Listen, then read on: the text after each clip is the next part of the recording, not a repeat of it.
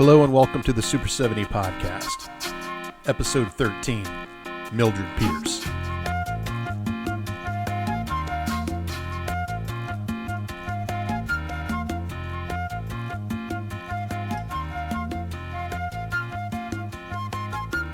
Super 70 is a podcast meant to play along with the film we are discussing. You don't have to though, and can go on listening without watching anything.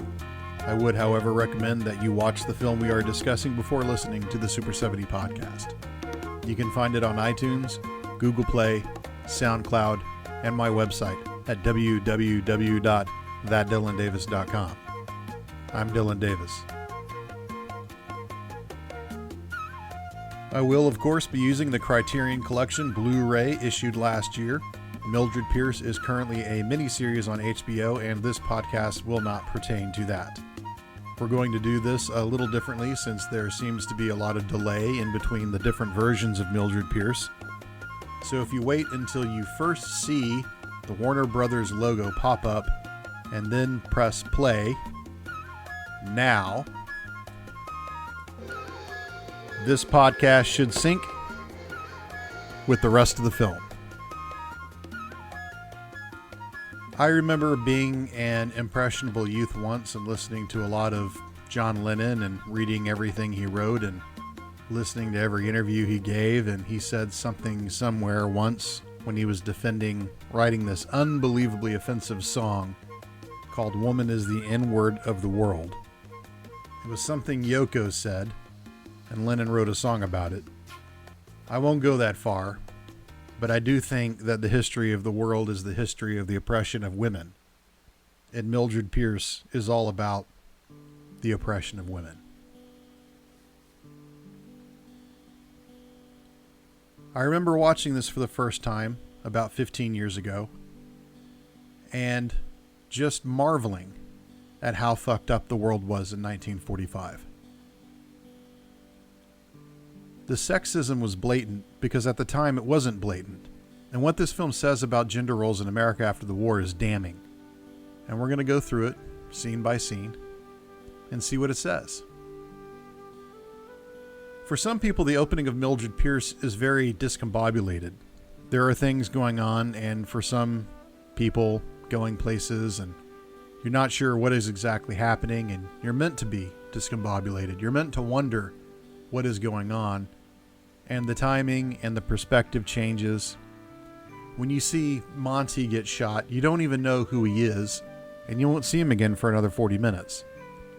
And why does he say Mildred's name? Well, this is the 1940s, and what is the most influential film of the 1940s? The Citizen Kane. So Monty saying Mildred is effectively a tool that derives from Rosebud, which Charles Foster Kane says right before he dies at the opening of Citizen Kane. You then spend the next 2 hours trying to figure out what Rosebud means. It's the same here. It appears Monty died saying Mildred, so instantly we think Mildred killed her husband. And it's not so much that she killed him. We know that she killed him, but what we don't know is why. And that is what we're going to spend the next 2 hours trying to figure out. Why did Mildred kill him? And so, for most of the audience, the twist ending came very fast, and they didn't see it coming. The other nod to Citizen Kane that went real fast was that series of dissolves that took you from the credits to the outside of the house and to the inside of the house to see Monty get shot. That's right out of the introduction to Xanadu from the beginning of Kane.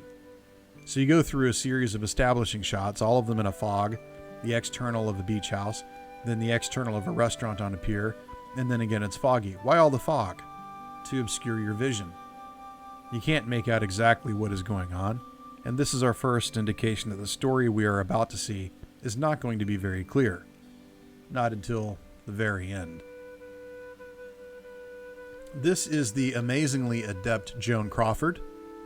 I am both proud and embarrassed to say that Joan Crawford is from Texas. She was born in San Antonio in March of 1905, and her real name was Lucille Fay LeSueur. Her parents were separated by the time she was born, and by the time she was a teenager, she had 3 stepfathers. At one time, she was actually homeless, but she did commit to dancing lessons and she moved to Hollywood to get into a chorus line like millions of other girls since then. And she made it. Her first film was 1925, and she was such a good dancer that MGM kept casting her in dancing films throughout the silent era, each one getting more and more developed as a real role, not just some girl dancing in the background. Louis Mayer changed her name because he said it sounded too much like sewer. By the early 1930s, she was a household name, starring in a ton of films like Grand Hotel with Greta Garbo. She developed a very loyal following, but as the war started and the war went on, she passed the age where most Hollywood movie stars become useful to big studios. She saw it coming, but it was still insulting when MGM decided in 1943 not to renew her contract. She was 38 years old and everyone thought her career was over. That's pretty much how Hollywood works. Now, pay attention to the tone that we're going to open with because it's going to shift in a while and you're going to see a dramatic change in lighting. Obviously, this is set at night. The house was set at night, but even inside the house, it's like there's no other lights but lamps, and those lamps are sparse. Here we're in a nightclub, Wally's nightclub, and the lighting is very similar. Once we get out of the police station, you'll see the shift that I'm talking about. When we're in the police station, you'll see even the lighting is darker there than anywhere else in the film. Maybe that's because it's where people try to hide the truth, and paradoxically, where some people are trying to uncover the truth. Mind you, this scene does not make Mildred out to look very good. It opens with her contemplating suicide on the pier. Suicide which you'll see later she contemplates to save her daughter's life. A life for a life, you could say. That's how it's played. It looks like she wants to jump due to regret. But later you find out what's going on, and now it looks like if she kills herself, it'll help Vida. It'll look like guilt, and it'll seal the deal. Considering Monty is dead, and she knows Monty is dead, what is she doing in this bar? So everything here can be interpreted both ways. It can be against Mildred or against Vida. And everything you see for the next hour and a half is going to look that way. It'll look like Mildred did it until the very end. However, what you'll also see is that Mildred is still guilty. She's still at fault, no matter if she pulled the trigger or not. She still did it. She might as well have done it, no matter the truth, because she is guilty of far, far worse than Vida could possibly be guilty of. And that's how fucked up this is.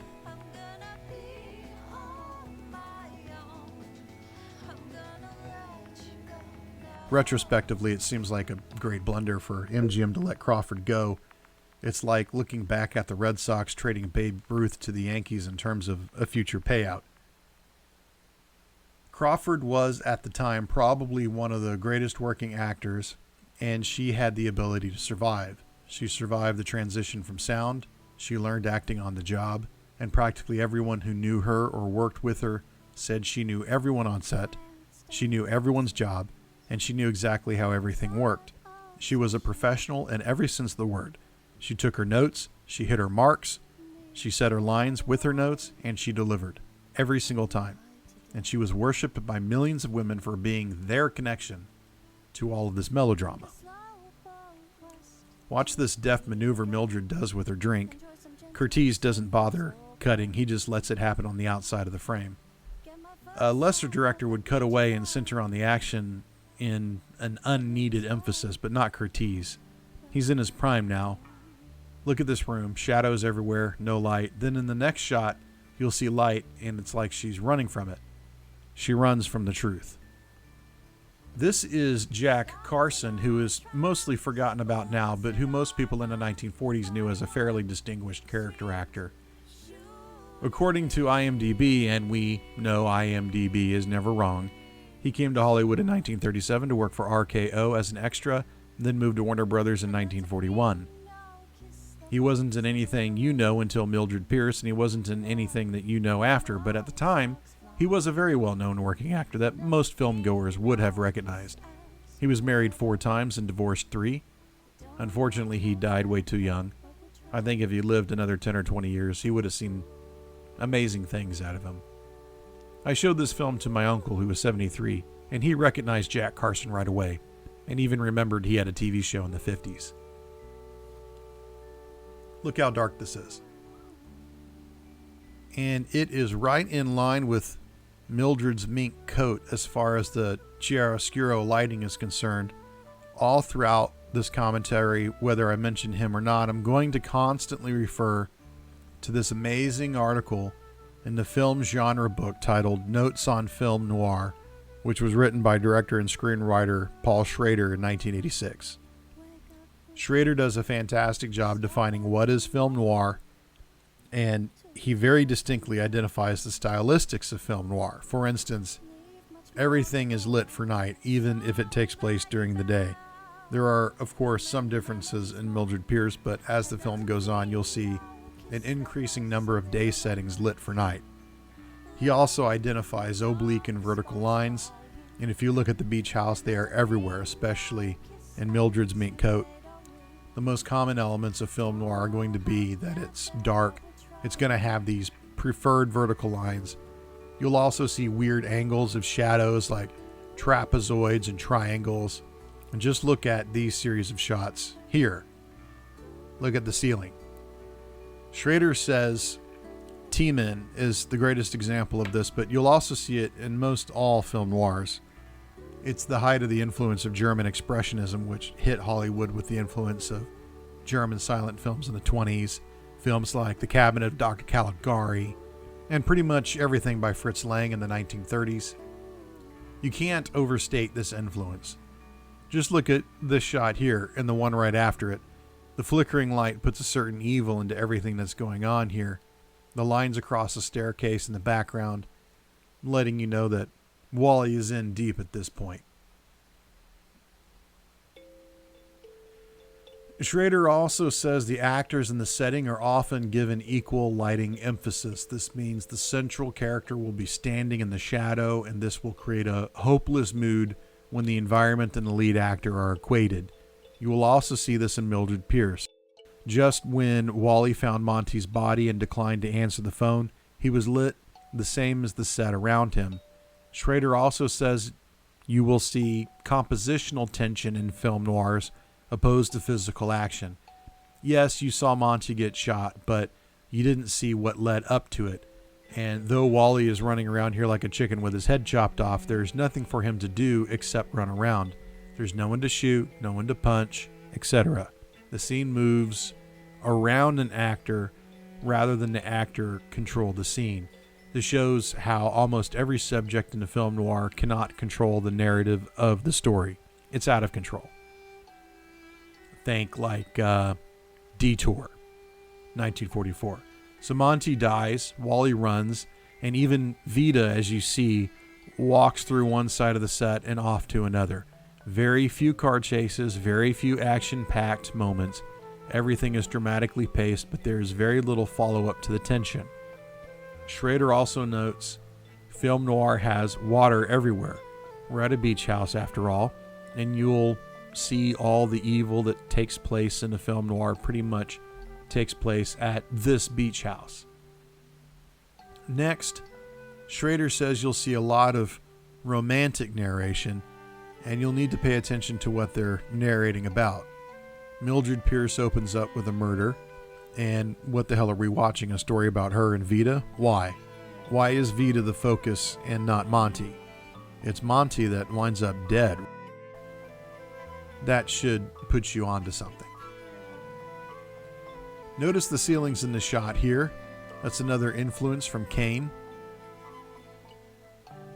The last thing that Schrader notes as style is as complex chronological order. He specifically cites Mildred Pearce, although this one is more or less bookended by a present interrogation.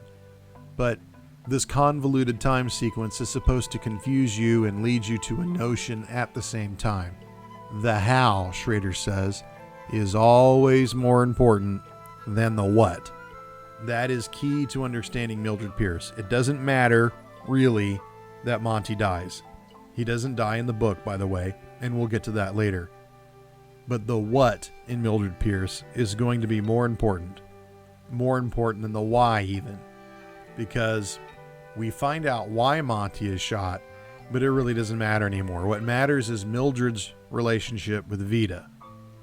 Without that, there is no movie. Monty could be removed from the script, but Mildred and Vida, they have to be there. And this is a film about them, not about any of the clueless idiot men around them. Schrader hits the nail on the head when it comes to that. Now, when we get to the police station, there's a lot going on. First thing you notice, it's dark, like really dark. Like someone needs to cut a check for the police department to pay the lights bill, kind of dark. Even half this cop's face is in shadow. And when we go to the next room, I want you to pay very close attention to what's on the walls of the police station. There's a lot of ambiance going around here. Notice it's about 1:30 in the morning. The camera pushes in, and then it opens to the left, and we see Ida, who we will meet later. But what's Ida doing here at all? This is a red herring. Ida has no place here. She's merely meant to confuse us. Now watch this camera pan to the left to meet Wally, then right. Why did the camera bother to move at all? To confuse us further. Then the camera pushes in on Mildred again for the second time. Then we cut away. Then we cut back after the clock, and the camera pushes in Mildred for a third time. Do you get what Curtiz is getting at here? Mildred is the guilty party. We see her closely examined 3 times. Why keep doing that? Because we are emphasizing her guilt. And again, it doesn't matter who killed Monty. She's guilty. Not of the murder of Monty, necessarily, although tangentially she's responsible for that too. But her crimes against the state are much, much worse. That's Bruce Bennett there as Mildred's first husband, Bert. He's been in a ton of stuff. The Treasure of the Sierra Madre, Sahara, and other film noirs like Dark Passage. He worked longer than most, and he only passed away in 2007, so he gave it a run for sure. This next scene when Mildred goes in for her interrogation is where I want you to pay attention to the walls. If you notice in the background here, there's top of a flagpole, which we passed when Mildred came into the police station. There's nothing really out of place about that. You'd expect to find one there. Look how antsy she is, nervous. Wow. And look how broad her shoulders are. Shoulder pads to the nines. Okay. Try to check out the photos on the wall in this next office. There's going to be some standard photos you see here of policemen, but what do you have in that huge case on the left? A huge metal case. Take a look at it. Yes, policemen get medals, but that's a ton of medals. You only rack up that number when you've been in combat. Now, as the camera moves around, you're going to see some of these photos closer up, and not all of them are policemen in uniform. Many of them are military photos. And as this scene goes on, you'll see other pictures come into view, and a striking amount of them will have not so much to do with police work, but a lot to do with the war. There's even one photo of an airplane with a pilot standing next to it. Notice, by the way, that there are 2 lamps in on this office, but no one thinks to turn the overhead light on. Anyway, what's up with the war pictures? Well, this is 1945, after all, the year of victory. I know this seems kind of far removed from the film, but it's really not. The war has a lot to do with this film and what is happening before, during, and after the war. In a way, it's the most disturbing part. The timeline here, though, is not that difficult. The First World War ended in 1918, then we had this period of prosperity called the Roaring Twenties. The stock market crashed in 1929, which led to the Great Depression. That ended, generally speaking, about 6 months after the Second World War began in Europe, roughly about January 1940. America entered the war December 1941, and by then we were in a boom. Look at all the pictures in this shot here. Almost everyone had a job due to the great demand from the Allies for war material. Then America enters after Pearl Harbor, and we fight until Germany capitulates in May of 1945, and then Japan capitulates in August of the same year. Mildred Pearce comes out in November, just in time for what? Thanksgiving. You guessed it. You've got a clear view of the wall here, and you can clearly see a military history of some individual here, maybe this guy, and there are many people in this office, so it's not just this guy. So I'm thinking there are several vets working in this police station. This would not be unheard of in 1945 or the year after or the decade after or 4 decades after. There were, no shit, 16 million men and women in uniform serving during the Second World War. Today, if you saw a service member in uniform, it looks odd. By the time Mildred Pearce came out, it would be the norm. In fact, by 1980, the participation of service would peak at about 2/3 the population. The war was ever present in the minds of the time, and it plays a big role in Mildred Pearce. See the Holy Grail in the background there? Don't you get it by being truthful? Or is that a trophy, like an award you get for telling the truth to the authority figure? Something to think about. Now here comes the big dissolve, and you're going to see this dark, dark place go away for a while, and you're going to be bombarded by light. And the shoulder pads are going to go away, and you're going to see Joan Crawford's honest-to-goodness, natural shoulders. And we see day for the first time, and what are we centering on? What is most important in American society regardless of the time period? Property. And that's why we're at Wally's real estate office. Coincidentally, it's where Bert worked for a while. So the murder mystery is going to take a back seat for about an hour, though the darkness will rear its ugly head from now and again to make sure you're paying attention. You can all laugh now that you see Joan Crawford in a kitchen with an apron talking about how satisfying it was to be a stay-at-home mom. That's what we call them now. Back then they were just mothers. All mothers stayed at home. It's what moms did. Well, some of them. Some say that Mildred Pearce is actually 2 different films. The first one is a daytime woman's melodrama that only women would be interested in. The second one is a male-dominated film noir that shows a very dark world. The original screenplay for this was written by a very capable screenwriter named Catherine Tooney. However, the producers of the film wanted more of a film noir slant and asked Ranald McDougall to do a lot of rewriting. This he did, so much so that Tooney removed her name from the film. But this is a movie written by a woman, about a woman. That's important to keep in mind here. Altogether, 6 men wrote some version of James M. Cain's novel for the screen. Some would say that the vision of the screenplay was controlled or contorted by a man. This contortion can be seen in the beginning of the film when you're thrust into a murder mystery, but then as Mildred starts to tell her story, you're pulled out rather dramatically. The lights in the movie are suddenly overpowering, and instead of a dark police station, you're in a super bright kitchen. And as the story goes on, you'll see scene by scene it starts to descend back into this darkness until you're back in the police station again. Then it will alternate back to a bright past, but only for a little while, and it won't be nearly as light.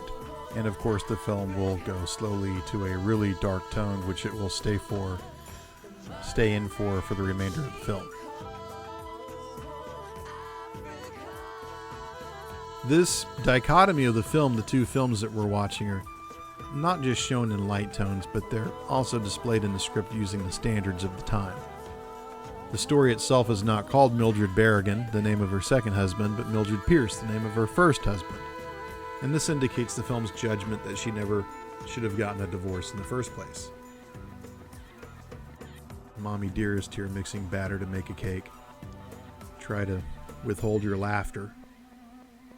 I'm not going to suggest that Joan Crawford never baked a cake, but I will guess that she didn't ever bake one unless she absolutely had to.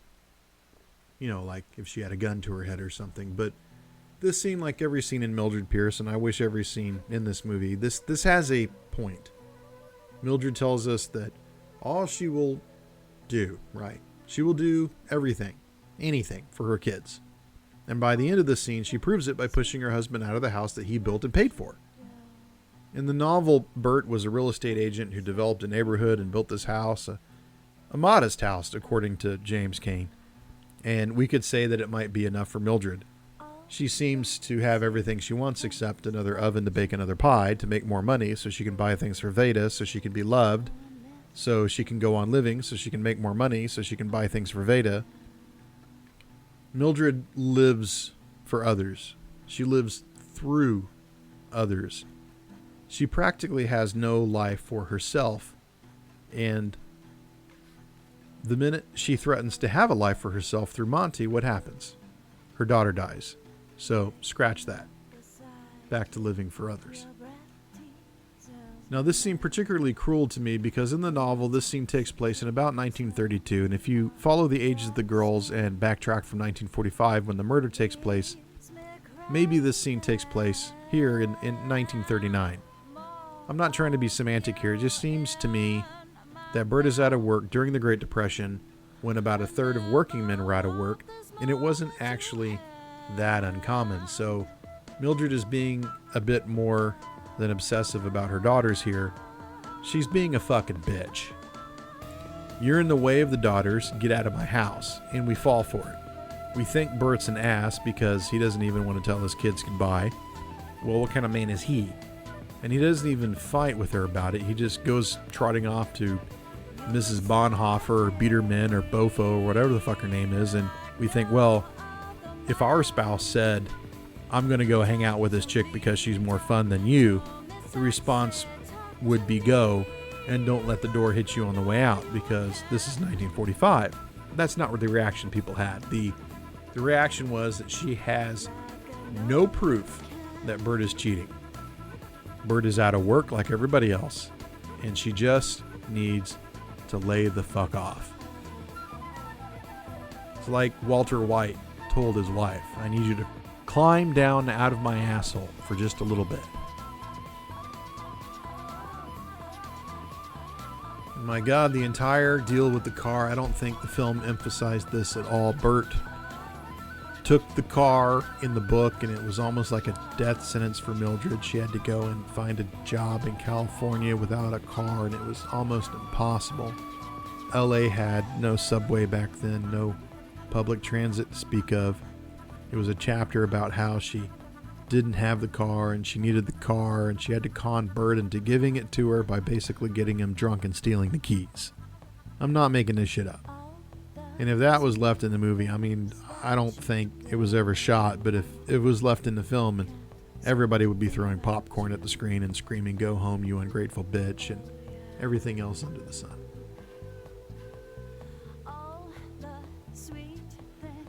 There was an author somewhere, and you'll have to forgive me because I don't remember which one, but he described the opening of Mildred Pearce as a false suture because it stitches together this beginning and ending, not with a murder mystery necessarily. It's not who killed Monty Berrigan. We know Mildred did it. At least she is more responsible than, say, Vita. But no, the real question is, why did Mildred kill Monty?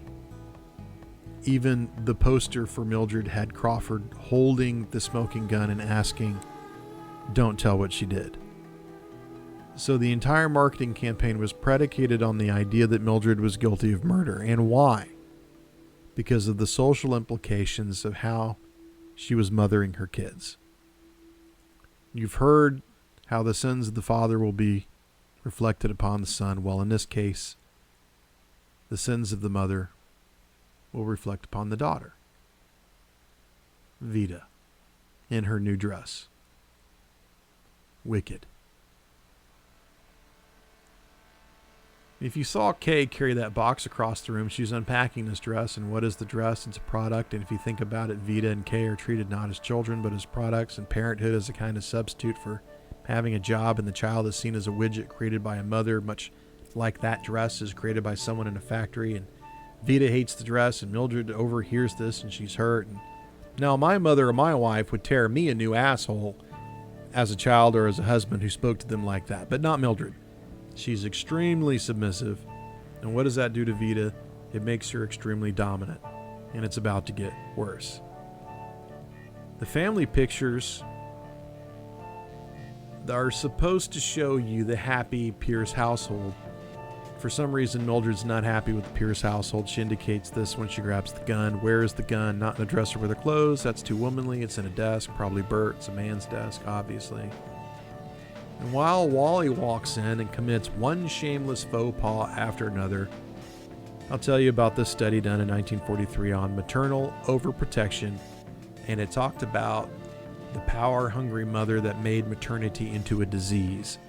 The mother would be either submissive or dominant, and this would produce the opposite in the child. And if you watch either the scene before this or the scene after, you can see that Vita and Mildred are in this type of relationship. Mildred rejects her children simply because she is not at home. And if you catch it from the beginning, the minute Bert walks into the kitchen, what does he say? That she's going to spoil the children and it's going to be bad. So this is the father always right syndrome. And she dumped him not because he was sleeping around with Mrs. Biederhofer, but because he was right about the kids. Don't get confused by Mrs. Biederhofer, by the way. She's a ruse. She's not to blame here. Mildred is. She's the enemy. And now at this point, why is Mildred alone? Because her husband is off at Mrs. Biederhofer's, and where is Mr. Biederhofer? After all, she is a Mrs., right? And you guessed it. So Mr. Biederhofer, he's off to war at this time in cinema. This would have been an obvious point to make, but we kind of miss it today. This isn't the only film. There are other films that are about the war, but then are not about the war. You're going to see that films are not about the war, but are about the war for the next 10 years. It's a traumatic event that takes decades for Hollywood to get over. The war is real, but hidden.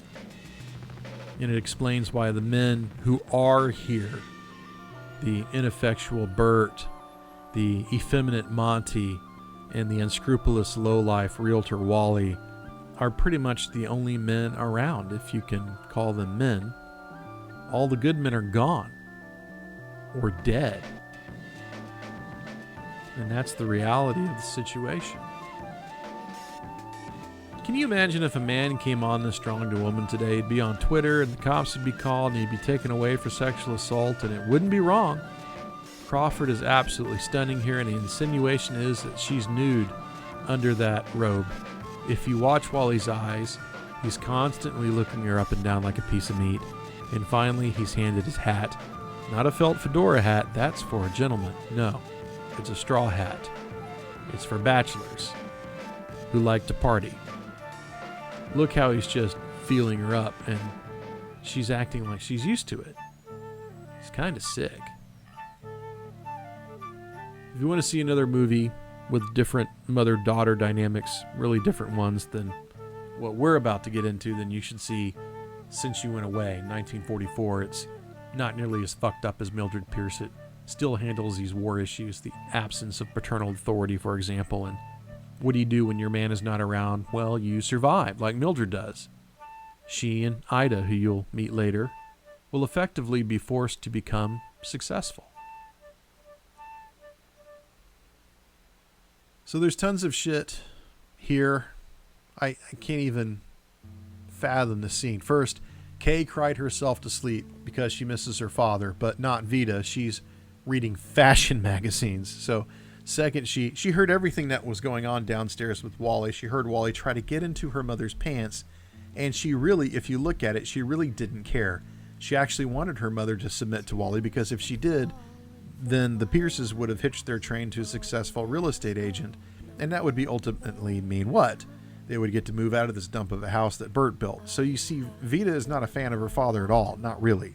She doesn't cry over him, and she looks down on him for seeing a woman who looks like she is, what does Vita say? Distinctly middle class.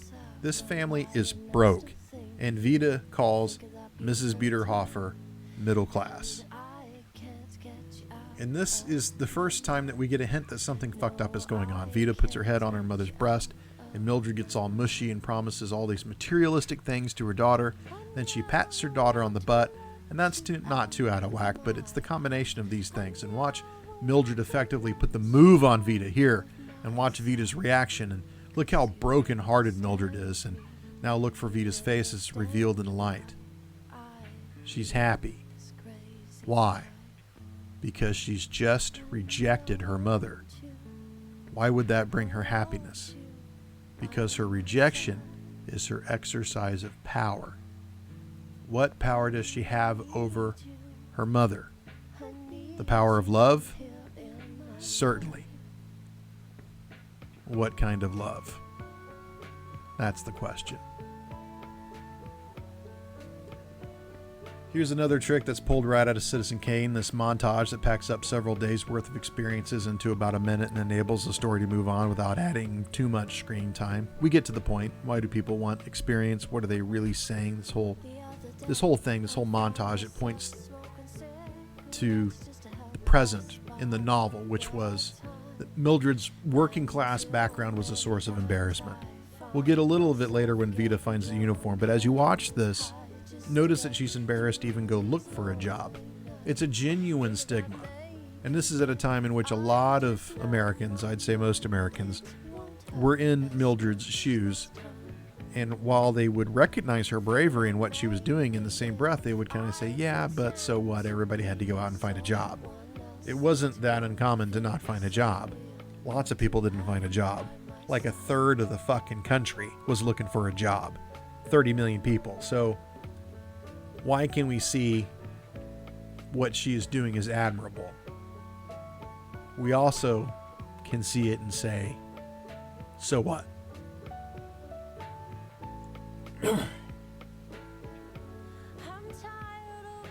These issues of class that you're going to see happen here, they're all important. Remember, this is a film about the war with no war in it. And I'll give you a little hint of the democratization that I'm talking about. Before the war, it was pretty special to be an officer. Most people who became officers were either West Point appointments, which means your family had to know a member of Congress, or your family was rich enough to send you off to an exclusive military academy like the Citadel or VMI or something.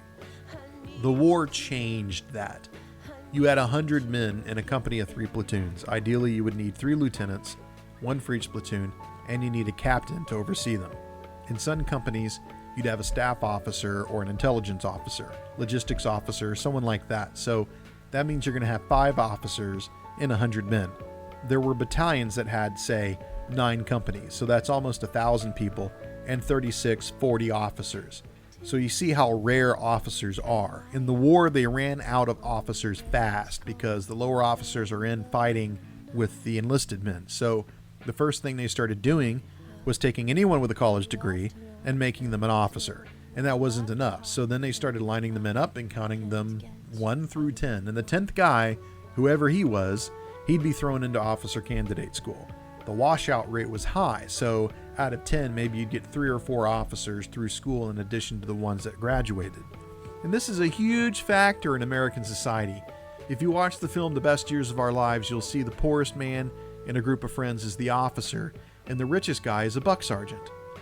The war did that. It democratized our society. So class meant less because of the Great Depression and because of the Second World War.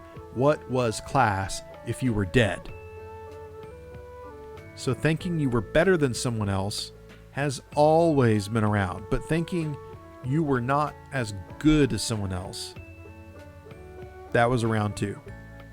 But the war started to change that, and by Mildred Pearce, there's a huge audience out there that does not see hard work as wrong. They see it as commonplace, and that's why they understand Mildred, but they hold their nose. And they shake their heads at Bert, but they fucking hate Monty. It's almost like he deserves it.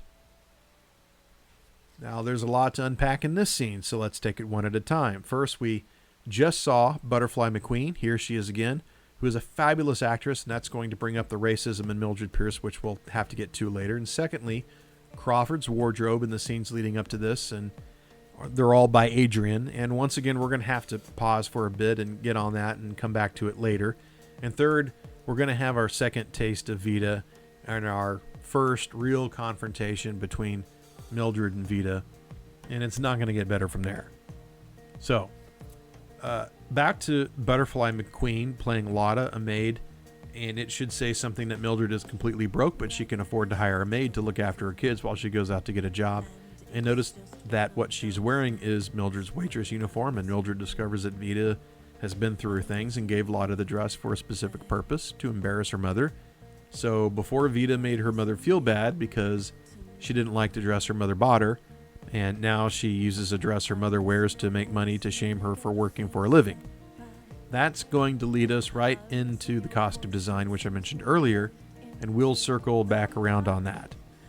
But notice Vita has thought this entire uniform thing out. She's figured out not only what it is, but thought about a way out. If you bought it for Lottie, then why shouldn't she be wearing it? You're not wearing it, but she knows better. She wants to make her mother feel guilt for working her ass off. She's fine if her mother sluts her way around the house. That's a perfectly acceptable way to earn money, but not work. No, that's distinctly middle class. And when Vita mentions that her mother doesn't talk about where her people came from, what people? What's Mildred's maiden name? Does anybody know? What kind of name is Vita? Is Vita insinuating that her mother's family were all poor? And that's a strange accusation on the heels of the Great Depression. And she specifically says her father left her mother because of where she was from. Well, wouldn't he know she was poor? Could it be that Mildred was something else? Could it be that Vita is accusing her mother of being Jewish? Wouldn't that be distinctly middle class? And to get out of this sticky situation with Vita, Mildred says she was only working at a restaurant to get to know how the system worked because she was planning on buying a restaurant to run, and that's the theory she came up with. So really, we can credit Vita with shaming her mother into getting into the restaurant business and becoming a success. Yay! Just think about that. It's a little sick, but nevertheless, it seems to be true. So Mildred stakes everything into this property with Wally, and they're going to go see the owner, and you'll see the start of the first love triangle. Now let's take a look at costume design for a minute. And while Joan is here, you'll see how broad her shoulders are. And I really want to bring attention to her outfits, which are amazing. She's wearing a rather simple outfit here. Recall the dress that she wore in the kitchen and the waiting dress she wears. And these are rather simple dresses, and this is on purpose. Curtiz actually sent the costume designer to Sears to get the most normal dresses available. He wanted her to look normal, as simple as possible, and this would contrast greatly with the glamorous lifestyle she dresses for later. Other than the opening scene, this scene starts a series of more and more, complicated is the wrong word, I guess I would say more and more extravagant dresses on Joan Crawford. Now, you're going to see a series of shots that just might bore the living hell out of you. And I'm going to identify them in time. Check out the inkwells on Wally's desk there. And a typewriter, my lord. Okay. Silhouette. Hourglass. That's our first sign that Wally's might be giving up on Mildred.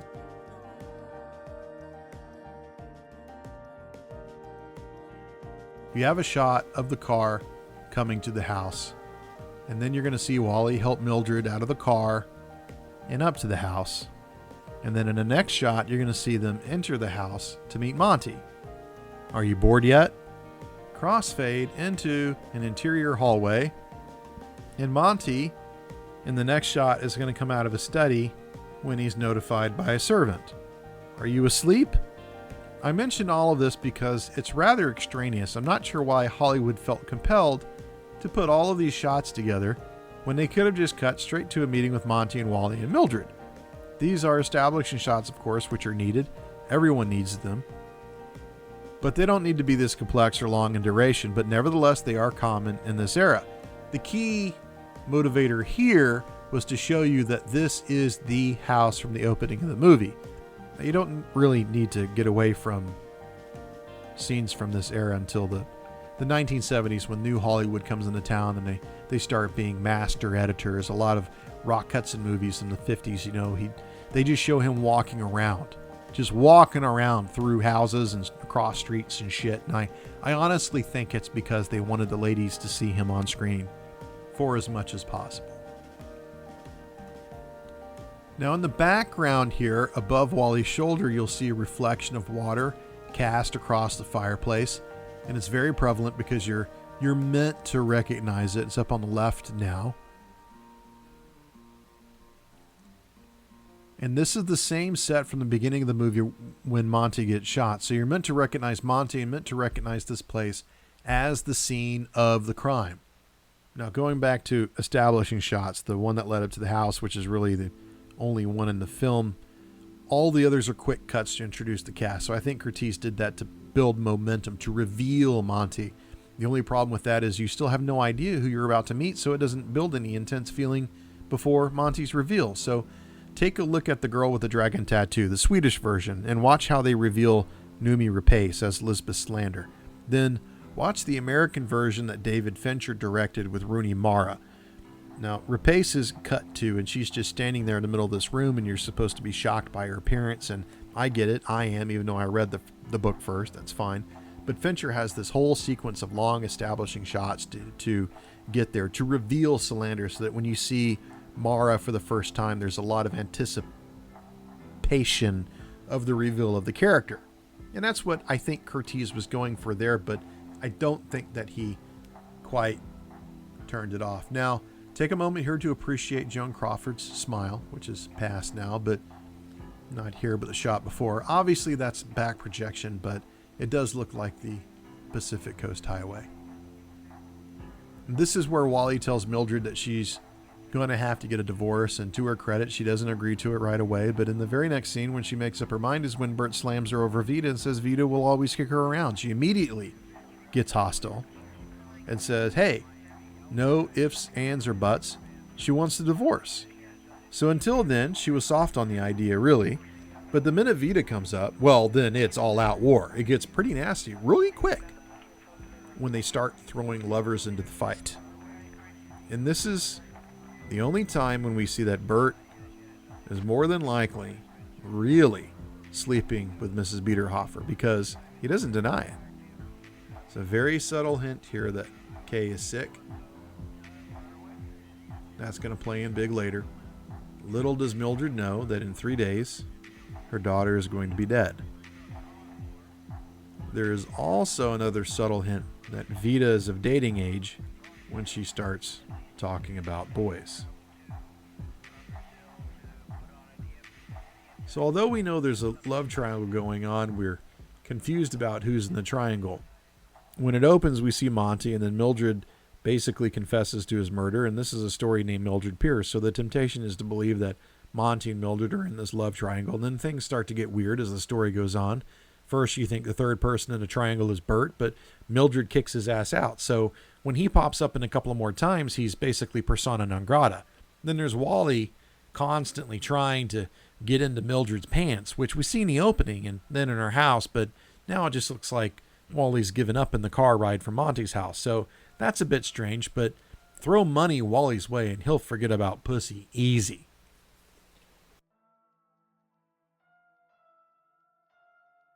Now let's get back into the clothing design and notice Mildred's simple dress here, a print. And there's a reason for that. Like I was saying before, Crawford was known, like I said before, for being this extravagant dresser in her films for MGM. And this is actually one of the reasons why Michael Curtiz didn't want Crawford, because she was already known as what is known as a clothes horse in the industry at MGM. It will come as no surprise that Hollywood had its own fashion designers. And one of the most successful fashion designers ever in Hollywood was a guy named Adrian Adolph Greenberg, who spent his entire career at MGM and who worked on a massive 250 films. Greenberg was so popular that his clothing label just read Gowns by Adrian. There were actresses who wanted to work at MGM simply because Adrian was there, and yes, He was just known as Adrian, like Cher or Beyonce. Adrian had an impressive resume. I'm talking Marie Antoinette, The Wizard of fucking Oz, The Philadelphia Story, Pride and Prejudice, Hitchcock's Rope. You could go on and on and on and on. But one thing Adrian did was he put Crawford in these shoulder pads, and she was super known for them. So Jerry Wald at Warner Brothers, he's a big producer, says MGM let Crawford go, and I want to hire her here at Warner Brothers, and I want to use her in Mildred Pearce. And Michael Curtiz just flips out. He says, nope, I don't want her or her fucking shoulder pads, in so many words. She was known as this clothes horse, which is, again, what they called women they put in films just to show off costumes. And specifically, she was Adrian's clothes horse. And she had become such a staple at MGM that they just called it the Joan Crawford formula. And Curtiz just wasn't having it. Back to the beach house. It's a beautiful dress. I don't care if it's simple. So this dress is from Sears, and any woman in 1945 could have dressed like Joan Crawford, which they should have publicized at the time. Sears would have absolutely paid a shitload of money for that kind of exposure, but I'm sure that Crawford would have hated it. This is Zachary Scott, another Texan from Austin. He was born the same year as my grandfather, 1914, and he died in 1965. He did a lot of TV and a lot of Westerns. Notice he's wearing a bow tie here. And do you remember what he was wearing when he first met Mildred and Wally? An ascot. And let me tell you, dear listeners, an ascot means the same thing as it does today. It means you're most likely to be effeminate. Bow ties are the next step down. Tucker Carlson, for instance, wears a bow tie because he's a pussy. You'll see an increasing dress on Monty that really starts to question his gender. He looks really soft. Watch him walk out behind this bar and turn around. And when I first saw this, I swear I thought he was cross-dressing. Doesn't that look slightly effeminate to you? Or does it look rather full-blown gay? Even the way that he runs there. The sweater and the scotch don't really help. The V-neck is just the next step after the bow tie. So Monty is where things go kind of sideways on us in Mildred Pearce as far as film genres go. It's been a very light Gothic film, in addition to being this melodrama bookended by film noir. Gothics are typified by Hitchcock's Rebecca, 1940, Suspicion, 1941, and they follow a standard plot line. A young woman meets and marries a mysterious man and returns home to undergo weird incidents that point to fears the man may or may not be a murderer. And normally it turns out that the woman is just crazy and the man is perfectly well-adjusted human being. It's always the woman who's fucked in the head, right? Always. And some say this all has to do with the woman's confinement in the home and they go stir crazy like some syndrome is going on. It could be. Later on in films like Gaslight, 1944, Sleep My Love in 1948, it turns out the woman is fine. It's the man who is the killer. So here Monty is not the innocent, nor is he the killer. Instead, he's the victim, and we know this from the get-go. And like almost everything in Mildred Pearce, it has to do with the war. Why are women confined? Well, they are in their home, and that's why they're feeling confined. And what happens when they come out? They become killers. And the men are usually the wrong men. The only thing wrong with Mildred is she fell in love with the wrong man, that man being Monty. If she fell in love with the right man, meaning deadbeat Bert, everything would be fine. Monty is the wrong man because he is a playboy and an aristocrat and someone who does not like to work. I would say distinctly upper class. Even in this scene, he looks passive. He looks inactive. Looks like a slacker. And why is he even interested in Mildred? Because he's going to start her own business, and that's why. I forgot to bring it up, but Monty actually said in the previous scene that stockings were out for the duration. The duration of what? For the duration of the war. And we're going to dive deep into the war and its meaning soon.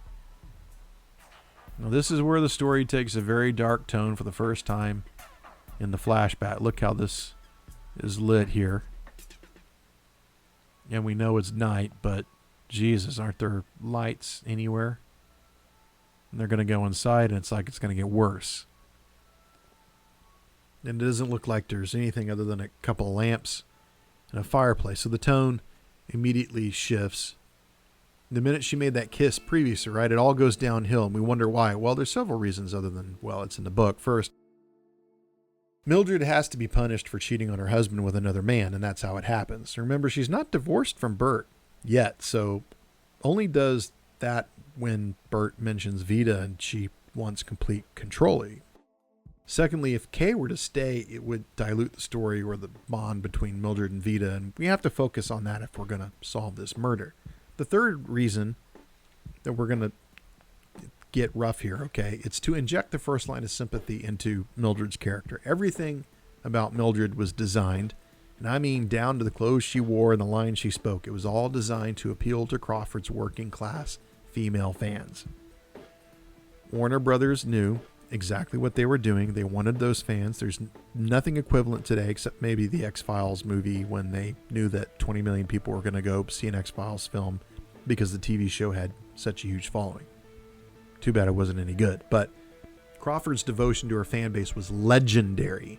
And her tale, this Horatio Alger rags to riches story, everyone knew that, even if they didn't know the details. And so this struggle was to show that how this great movie star in this role, she's just like you. She dresses like you at Sears, and she's divorced like many of you are and want to be, and she's a lost child just like you, which happened way more often than people realize and still happens now, and people just don't talk about it, right? But she's just like you. So this is meant to invoke sympathy, but not just for the sake of sympathy, but for the story. It's really taking advantage of this connection that Crawford has with her fan base. And I'm not sure how that would replicate today. And here we find that Mrs. Biederhofer isn't really the complete bitch that we thought she was, but actually a very compassionate person. So perhaps we're too quick to draw conclusions, or at least Mildred was too quick to condemn a woman who has been so accommodating with her dying child. Horrifying to lose a child. Most times I see this in movies, it's just a shameless exploitation of feelings. This is handled pretty well. A short tribute now to Joanne Marlowe, who played Kay in Mildred Pearce. She did a fantastic job. She is most known for this short role. She was born in 1936 and was discovered on a family vacation to Hollywood at the age of 4. She acted in Hollywood for 10 years and was in 29 movies, including Yankee Doodle Dandy with James Cagney. She left acting and went to Loyola, where she became a lawyer and worked in the chief trial lawyer's office for the U.S. Attorney in Los Angeles. She was in a car accident in the late 1960s and unfortunately slipped into a coma, where she stayed until her death in 1991. Joanne Marlowe, ladies and gentlemen. Kay Pearce. Mothers are responsible for their children, not fathers. So if a mother neglects her children, then her children die. And the mothers are responsible for their deaths. Now, Kay, the film starts to shift a little bit since she's gone. And it concentrates really hard on Mildred and her weird reliance on Vida. This is the height of the melodrama. It was pretty light until now, and you can say benign before the war, but after the war it gets way darker. You would have career woman films that were fairly common in the 30s and 40s that would take on these types of topics. Rosalind Russell acted in 23 films, and she had 23 different careers. Katharine Hepburn built a career out of playing career woman. So the idea that a woman was working was not uncommon, but after the war it was seen as distasteful. It was seen as injurious to a man and his masculinity that a woman take a job. And that's why Bert is so ineffectual when he's unemployed and lets Mildred push him out. And it's why Monty looks so effeminate. He doesn't work. Of course he looks like a dame. But Mildred works, and she dresses like it. She looks like she has more balls than all the men in this movie put together, including Wally. Just check out the shoulder pads. Right here, straight across. Something in the same vein that you should probably watch is Woman of the Year from 1942, starring Katharine Hepburn, who started as a great journalist, who was a failure in the kitchen, and that, as it happens, is where it counted the most. And the end of the film left you dangling, wondering whether she has solved the problem of whether or not to stop being the great journalist everyone wanted her to be. And they were annoyed by this great journalist in order so that a housewife in every home, they would want to be that great journalist. They want to be that great woman. That's the fantasy. Some call this ending a classic relinquishment of responsibility. Now think about that. It's your job as a woman to give up being professional, because in the end, nature wants you barefoot and pregnant in the kitchen. And here she is in the kitchen. And so was Wally with an apron on. So he's effeminate too. So in spite of this image that is preferable to men to keep women in their place, to keep them in the kitchen, melodramas are popular. Women like them. And women like these independent women pictures, which are kind of a strain in the melodrama genre. Kind of like a subgenre. These films stated that women could be strong and courageous, which if you think about it, it's obvious. Women had to be strong. They had to be courageous if they wanted to survive in a man's world. And why did women like to watch independent women at the cinema? Well, remember, this is Hollywood. This is fantasy. And being an independent woman was as unattainable an adventure, just like any other Hollywood fantasy. It's just like Gunga Din or Lost Horizon. It's something that doesn't exist. Most of the independent women films are light melodramas or comedies, not film noirs like Mildred Pearce. And this movie ended with that whole subgenre. It destroyed it.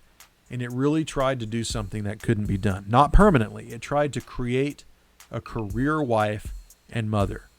This would be impossible in 1945. The world has just survived this utterly amazing, catastrophic event. And the thing America wanted the most was to go back to normal. And that's what they tried to do, is to forget everything that was ever bad and just go back to the way things were before the war, minus the Depression stuff. And Mildred here had to be destroyed to show mothers that they had no way forward. Mildred Pearce and Rosie the Riveter, for that matter, they had to be sacrificed on the altar of normalty.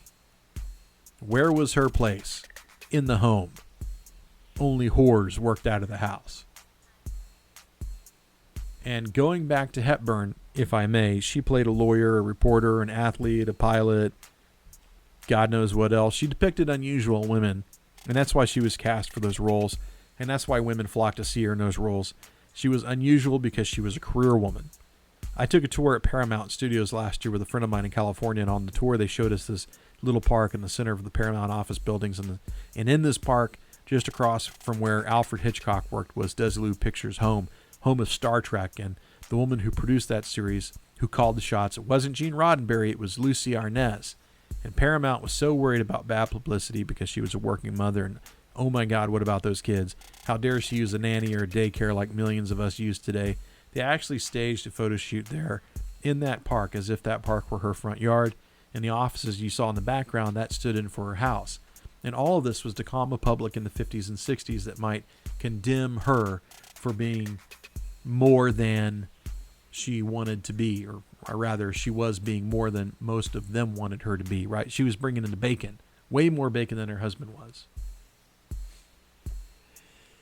So Mildred is dressed in black to mourn Kay, even though the restaurant is a success.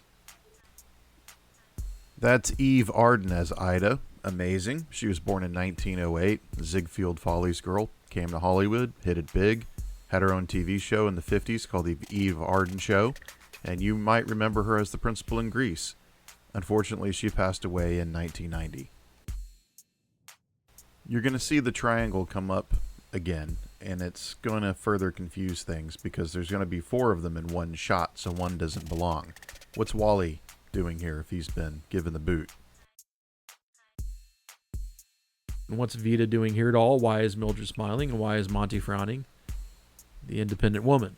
So you had an awkward handshake there. And as it goes on and on and on, what did you notice? It's all one shot, folks. Camera pan right, then left, and it's going back to right again. Pretty long shot for a melodrama. And then you listen to Wally talk to Ida about where Ida shows her leg, and he's still a pig, but he's an uninterested pig. And why? Because of that subtlety that I was talking about before. Ida's more like a man than she is a woman, so she reflects the problem with Monty, which is he is more like a woman than he is a man. So notice Mildred opens her ledger. It's because she's all business. It seemed like the independent woman film really pegged in here, right? It looks like it. In that genre, that disappeared for a few decades, but it seems to come back only recently. Working Girl, right? I'd say the 90s saw films like that. Aaron Brockovich, you saw a lot of films around now. It's tough being a single mom, that type of film.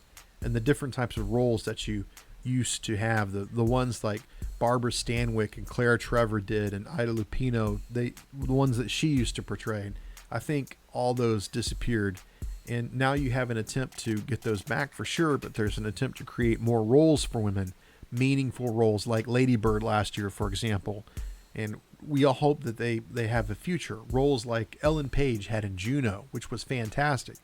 I think we'll see more of those in the future. I hope so.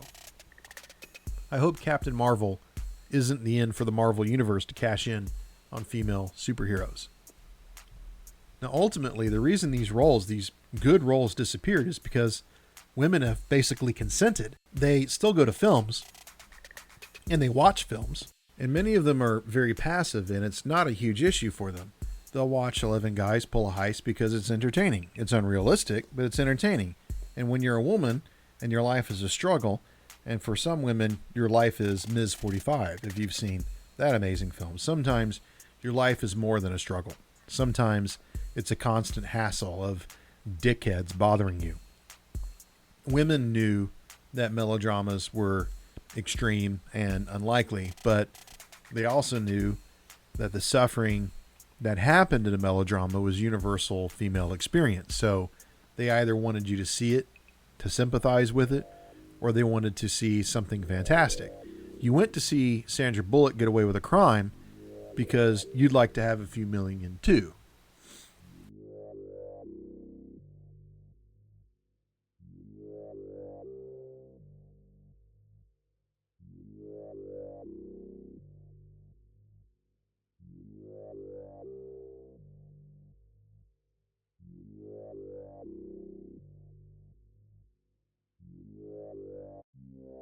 Okay, so now we're back in the present, and Mildred's in the police station, and the tone is way, way dark again, but we're prepped for that in the restaurant scene for just a little bit.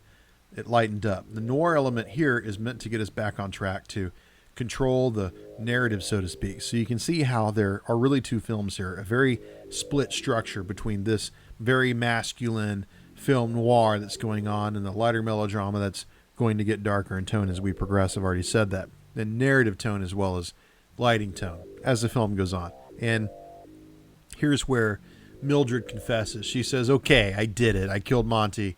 And the cop does not believe her for a minute. And we have to ask ourselves, why does the cop not believe her? Well, obviously, he knows something that she doesn't.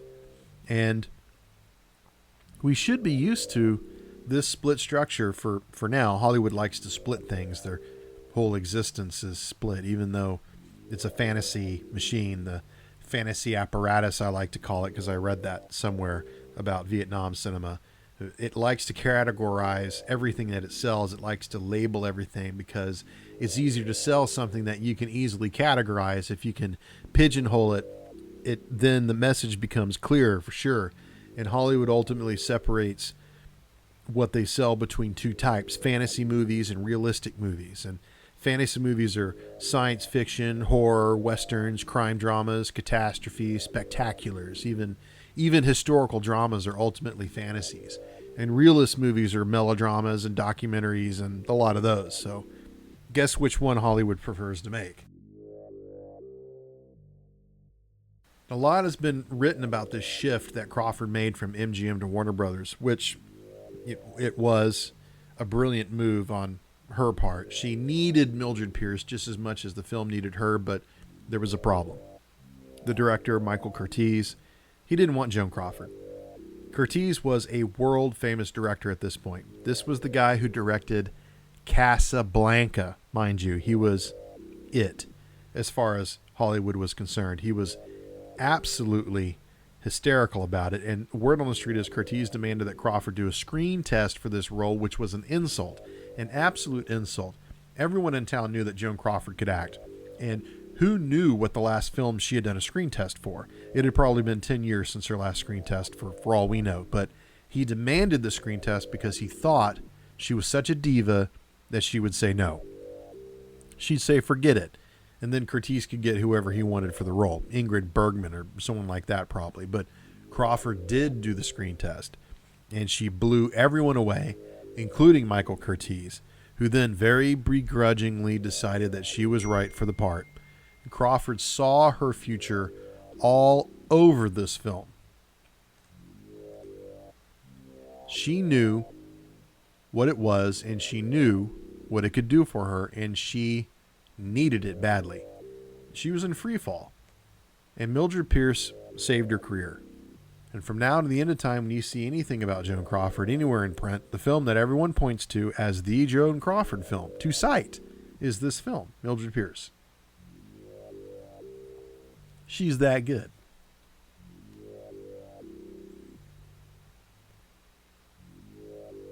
If you look close to some of these bills that she's signing off here,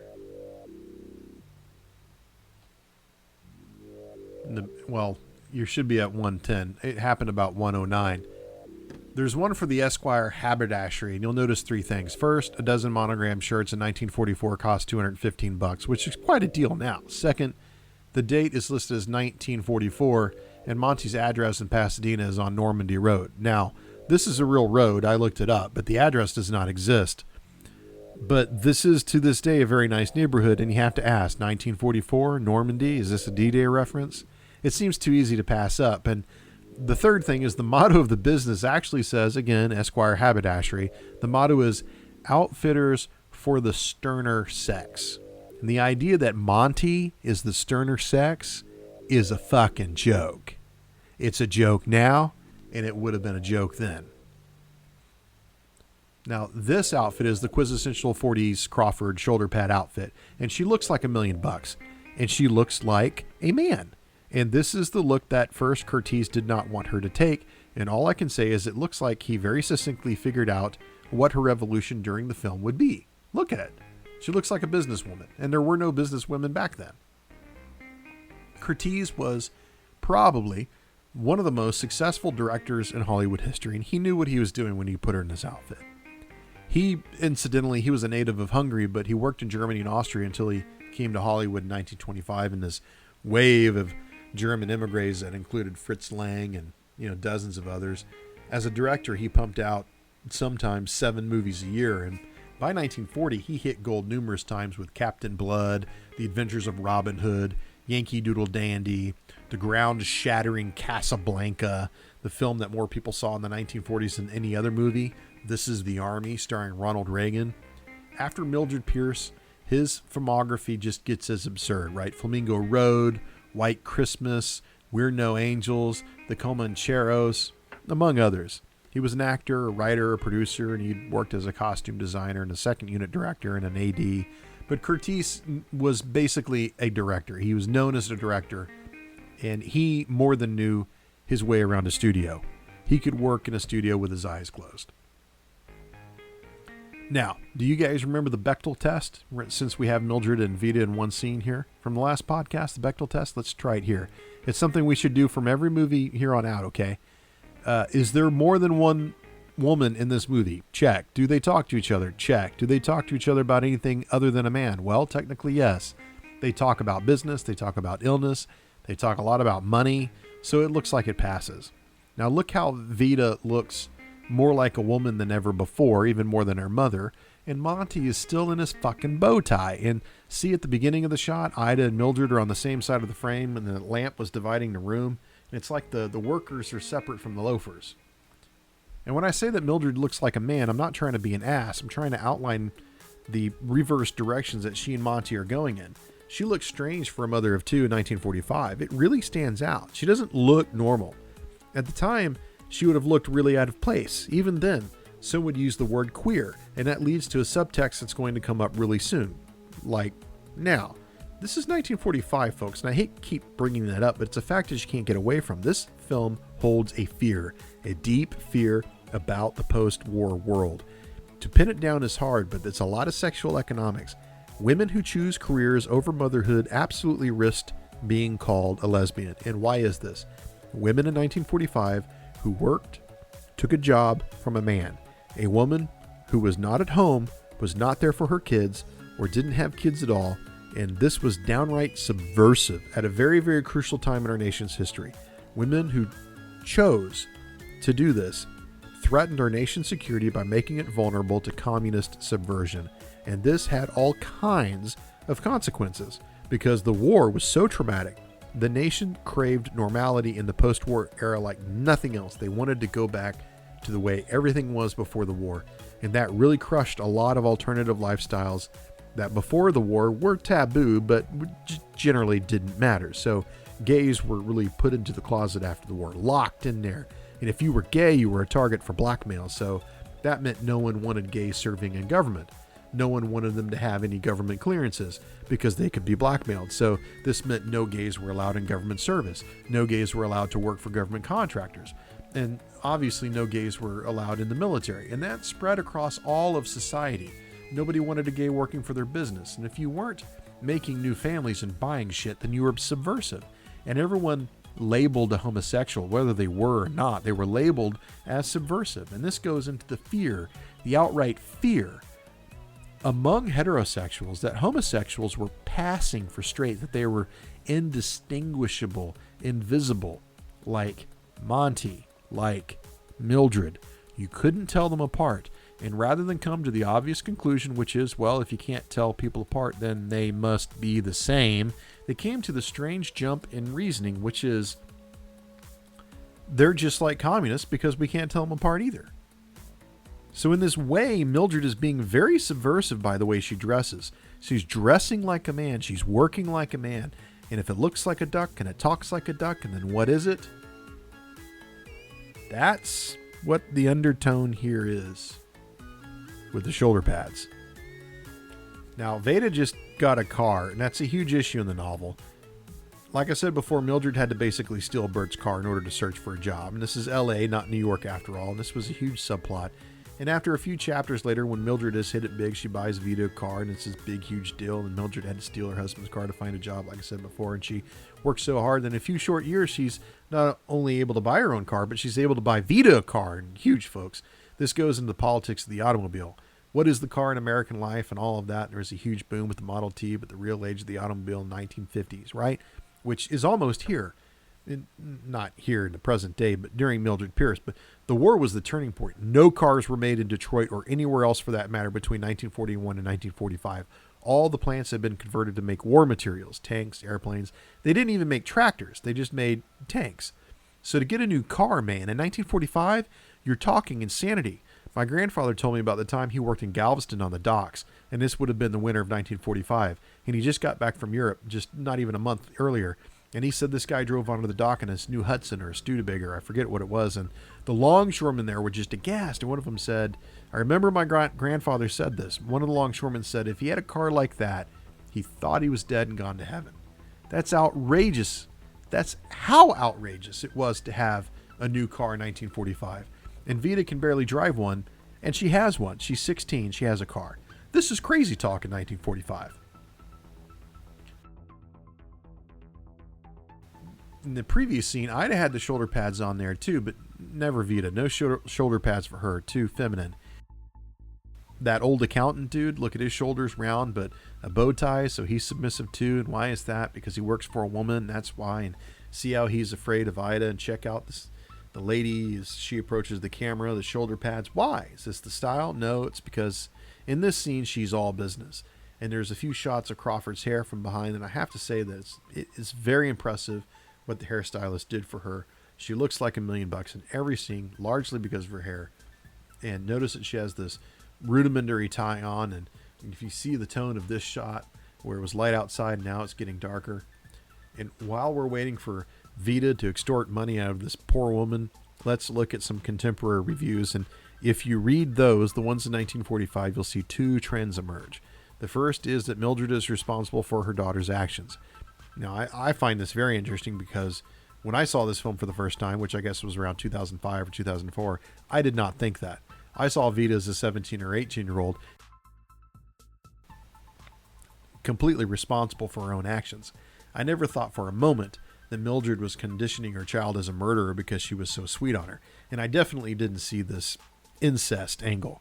And that was a twist to read about. Secondly, there is this very surprising empathy for Mildred despite seeing her in this as this horrible mother. So it's this contradictory behavior among mostly male reviewers, mind you, that it's Mildred's fault that Vita is such a bitch, but at the same time you feel sorry for Mildred. Very weird. And there is this idea that Vita is a mirror, that she reflects her mother. You can list the reviews, the New York Times, the New Yorker, the Commonweal, Variety, the LA Times, and they all say similar things about Mildred and Vita. She's spoiled rotten. It's her mother's fault. And the reviews also have this strange current, this undercurrent that she can't see before, right? The reviews are very positive about Crawford's performance, and some even say how she saved the film from being something campy or worse. And many bring up the fact that she didn't work for 2 years previous to this and how she fought for such a strong role and it paid off. And there are articles like in Newsweek, for example, that spend more time on Crawford than they do on the film itself. And you can really tell just how big of a star she was. Newsweek even mentions her husband, her 2 adopted children, her 27-room house, and 16 fur coats. And the longer you read that review, the more you think that they're not talking about Crawford, they're talking about Mildred. They do blur the line a bit, but then they leave out some really horrible details of Crawford's life. They mention how her formal education was really lacking and how she was treated horribly in the early days of Hollywood, but they don't say anything about the fact that Crawford and her mother were absolutely homeless together for a very long time. Maybe they didn't know. And then you move forward in time and look at the reviews for the book release of Mommie, Dearest. Elliot Serkin in Film Comment draws a straight parallel from Christina Crawford to Vita Pearce. Now that, folks, that's fucking disgusting. Vita is a murderer and Christina Crawford is a survivor of child abuse. And how any man in his right mind draws a comparison is beyond most people's reasoning skills. There are other reviewers at the time who bring up this idea of, hey, if Crawford didn't have to bring home the bacon, then maybe she'd be a better mother. And it's just a repeat of the film reviews of Mildred Pearce in 1945, only it's 1980, and it's like nothing has progressed. Now back to the fashion here, since they're mirroring each other, and you see in this shot, Mildred was wearing a top hat before, and you've got to be kidding me. And her dress kind of looks like a tuxedo, and it reminds me of watching Marlene Dietrich dress as a man and kiss a girl on the lips, and everyone said, well, that's erotic, but it doesn't mean she's a lesbian. To which I say, you are now engaged in a willing suspension of disbelief. Yes, sometimes a cigar is a cigar, and other times the cigar is meant to look like a big, giant, throbbing cock. Vita kissing the check as if it's the greatest thing she's ever done. That's disturbing. This is going to lead straight to the second biggest confrontation in the film. The amazing thing about this is how Vita just hates her mother for working. She hates it. And she sees her mother as this blue-collar, lower-class slave, and she takes the money. She has no problem doing that. But she just won't recognize all the hard work her mother does for her, right? Strength is an uncommonly woman trait at this time, and it has to be punished. The only strength a woman was to have the strength to stay at home for her husband while he was off working or off to war, right? And in this contradiction, this hate for woman, the one who works, even though that you couldn't do anything without a working woman, you couldn't eat or go to a war, this amazing hypocrisy is why American women loved Joan Crawford. The thinking among the women in the audience was that she was exposing that hypocrisy. It really earned her a lot of fans. It really did. Now, there's going to be first several profile shots of Mildred and Vita coming up. You just had one, and you'll see a close-up in about a minute that's going to look very dramatic. And throughout the movie, you have this recurring profile shots for the two of them. It'll happen again and again. And when they're together in bed, wink, wink, and when you see them together, the differences between them suddenly go away. they're seen very similarly. They act very similarly. Here they're dressed very similarly. You could say that they switch at that moment, or two become one. The shading is exactly similar on their faces. Big slap, big dramatic moment. Lots of people in the audience going, right? It could be that this closeness between them, it's what crushes her relationship with Vita. She just can't take her mother being around, being so close all the time. And as the film goes on, you'll see the way that Vita dresses is more like her mother, and you'll see her start to wear shoulder pads and furs and walk like Joan Crawford. It's like she's imitating her mother, this person that she hates so much. So that's a paradox. It's confusing, but there's no doubt that Vita is imitating her mother. And they come closer in appearances if you see their hair and their costume start to meld. It's very interesting. But then at the end, you'll see Vita is deliberately looking different. She's smaller, more petite, and her clothes are a bit different. And that's when she blames Mildred for being a bad mother, and that's why she slaps her. She blames her mother for being the way she is, the way she was raised. And she's going to tell her mother, but by the time this movie is over, it may not appear to everyone the same way, but how it appears to a lot of people is that Vita does not respect her mother's strength.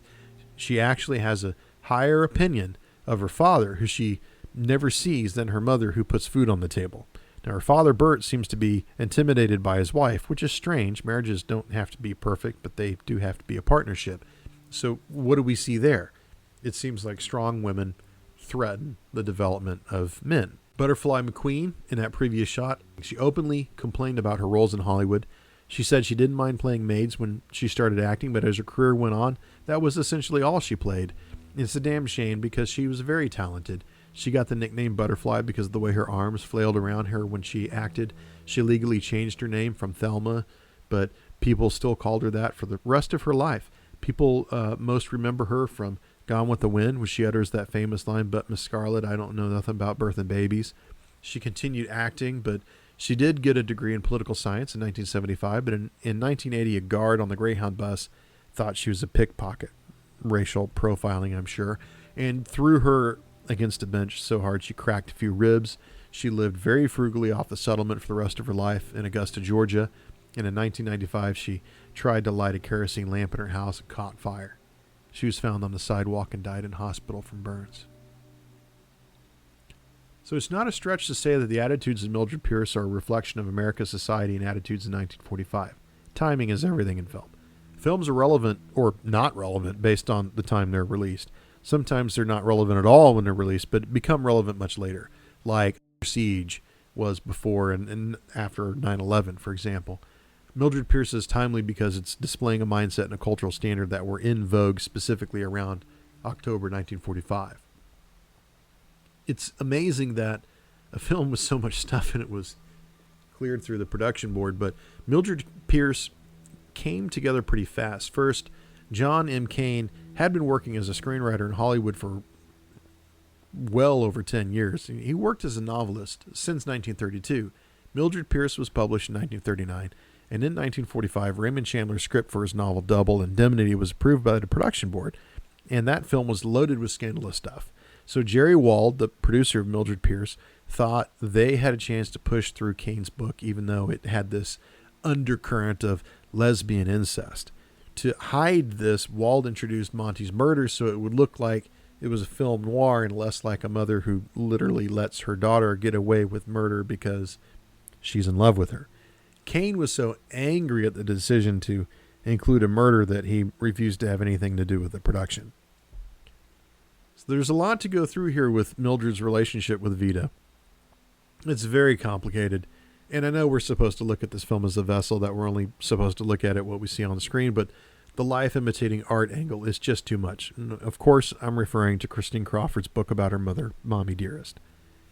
Christine Crawford said she didn't write it because she was cut out of her mother's will. Not that there was much left anyway, but it was what she said in the will, which was for reasons best known to them. That was not just the dagger, which she could have taken from her mother, but the twisting of the dagger, insinuating that they were the ones who hurt their mother instead of the other way around. Joan Crawford didn't have any natural kids. She adopted 2 daughters, which Christine Crawford says was more like a purchase than an adoption. And in her book, Mommie, Dearest did a number of things. It absolutely destroyed Joan Crawford's image. It showed this unreal duality of her, professional actress, extremely loyal to her fans. In a man's world, she earned and took everything that was due to her, and how can you not respect that? And at the same time, she put her children through a living hell, waking up with her daughter in the middle of the night and having a screaming, shaking shit fit over wire hangers, a serious conniption fit, making her adopted kids acknowledge every day that they were adopted by her by calling her Mommie, Dearest. It's completely fucked up. The woman was a nut job. She needed many, many years of therapy and possibly committed the way that she treated her kids. It was beyond shameful. Now compare Crawford as a mother to Mildred Pearce, who absolutely spoiled her fucking kids rotten, horribly so. And for what? What did Crawford or Pearce get back for treating their kids in the way they did? That's a valid question. Now notice that Mildred just passed a sailor, and there's a bunch of sailors in the bar heckling her daughter. And again, the ever-present war, right? And what are the sailors known for? Sexual licentiousness, homosexuality, you name it. And Wally has a bow tie on. Why didn't he fight in the war? Something's wrong. Now, when you watch this makeup scene between Mildred and Veda, watch it carefully. It reminds me of a very similar scene in Imitation of Life in 1959, which was a remake of a film with the same name in 1934.